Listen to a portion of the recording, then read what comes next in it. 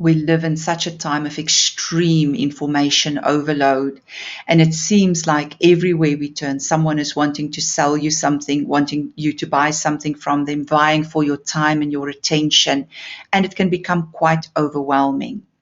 If you are a career seeker, even more so, because how to sift through all the noise and know how to build the kind of networks and relationships that will carry long lasting value over the next 10, 20, 30, 40 years of your career, it's quite difficult to sift through all of it.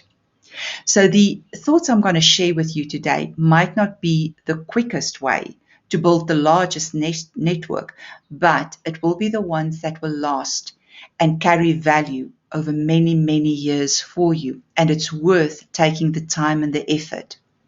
When you prioritize quality over quantity, and it's not just about the number of connections, but really that the connections that you do make are valuable connections, and it is people that would be relevant to your kind of workspace and people that would be relevant where you can be relevant to them in terms of value add and inputs that you can give. These are the rich connections that will carry value over a long time. The ones that are just very quick and really not relevant to your environment, they're just numbers, but they're not doing much for you. So let me start with this. If you are going to be building a relationship and network with senior leaders, whether these are senior headhunters and recruiters, whether these are senior hiring managers and leaders in your industry, their time is a very precious commodity because they have a lot on their plate. So if you are going to be reaching out to them, you need to make sure that the value to them is clear. Otherwise, why should they spend the time to just add more noise to an already very busy life?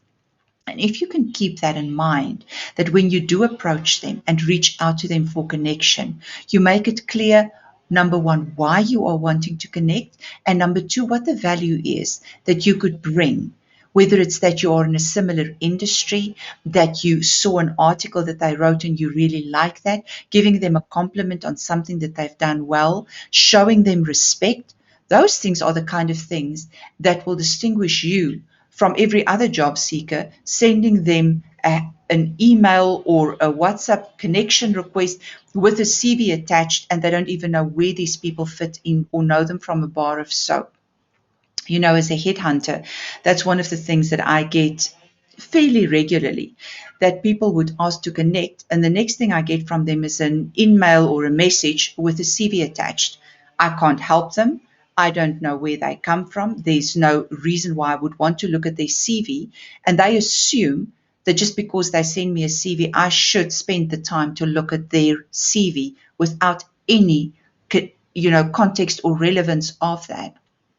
An easy way I can explain this to you is what happened to me in the last few weeks. There were two individuals. They had a similar level of seniority, different disciplines, and both of them I've known for a number of years. The first candidate is someone that I placed in his current company more than 10 years ago. And we lost contact over the years. And when he sent me the connection request again, he wrote a beautiful note to thank me for placing him in that company all those many years ago, and that it's been such a good experience for him over these many years, and how that really has impacted his life and how he's been able to grow in that organization. You can imagine, it makes me feel wonderful because the work that I do is actually carrying that richness for people's lives and has had that wonderful effect on their lives. So for me, that really warm and fuzzy galore. The second individual reached out to me via WhatsApp, not telling me what his name is, who he is. It's not someone that's in my contact book, so I don't know who this is, saying, well, I'm in the market again. Do you have a job for me?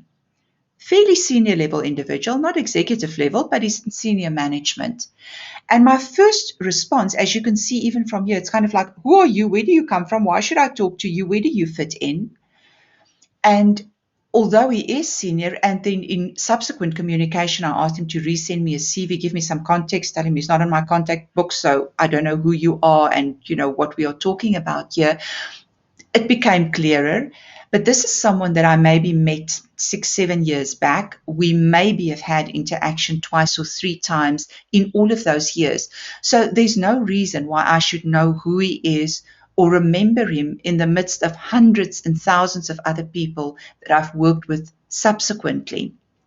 And my response to both of them, so different, gives you a good indication of how headhunters and hiring managers will respond to you when you make the connection for them. Show them why you want to connect, why there is a value, whether it's based on previous interaction, whether it is based on something of value that they have brought to the market that meant something to you.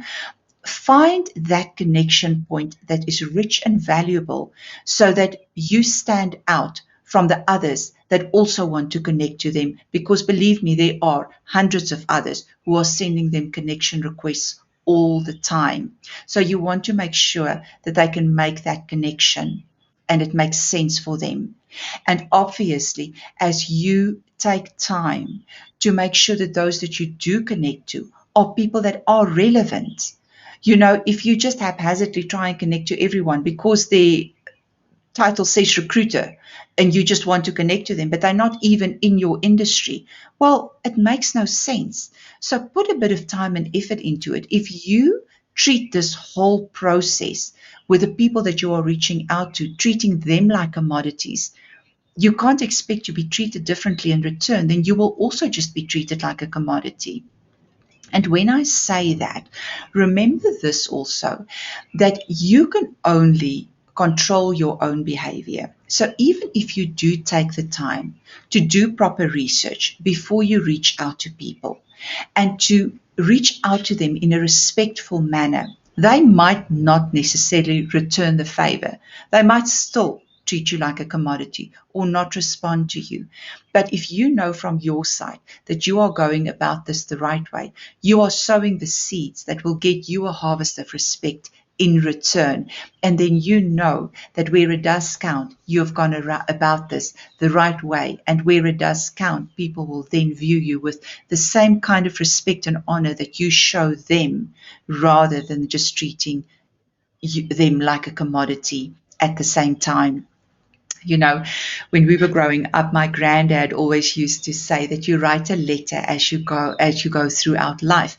And I never really got it when I was younger. But having been a headhunter and a recruiter for the last almost 20 years, I started really to understand what he's saying. In my interaction with candidates, every part of the interaction is another sentence or another paragraph in that letter. So if they promise they're going to send me a CV and supporting documentation tonight and they don't do it and they come back to me 3 days, well, they've written a sentence and it creates a certain impression. If they send it late with a note of, I'm so sorry, but we had a fatality in the mine, or there was this crisis coming up and I couldn't get it through to you, or they even just send an SMS or a WhatsApp before to say, sorry, I couldn't get to what I promised you to do, got completely overwhelmed with work, but I will have it through to you as soon as I can. Different story. When they communicate via email or WhatsApp, taking the time to spell correctly, using proper grammar, it tells me a story, because if I'm going to be placing you in a senior level position, I expect you to communicate at a certain level. All these little things, do you show up on time for calls and for meetings? Do you do what you're going to say you will do? All these things are part of the letter that you write. The same way, they are assessing me throughout. So every interaction that individuals have with me, whether I'm representing them for a role or whether we are just communicating in general for potential future opportunities, it leaves a letter or a sentence on that letter written. And the more I bring value to them, for example, these videos that I've been doing in recent weeks has had a lot of value for many people. That's part of the letter that I've written to them, because there's something that was worthwhile for them. On the contrary, I could do some things that could put people off completely. And those are other sentences in my letters, and it really doesn't read so positively.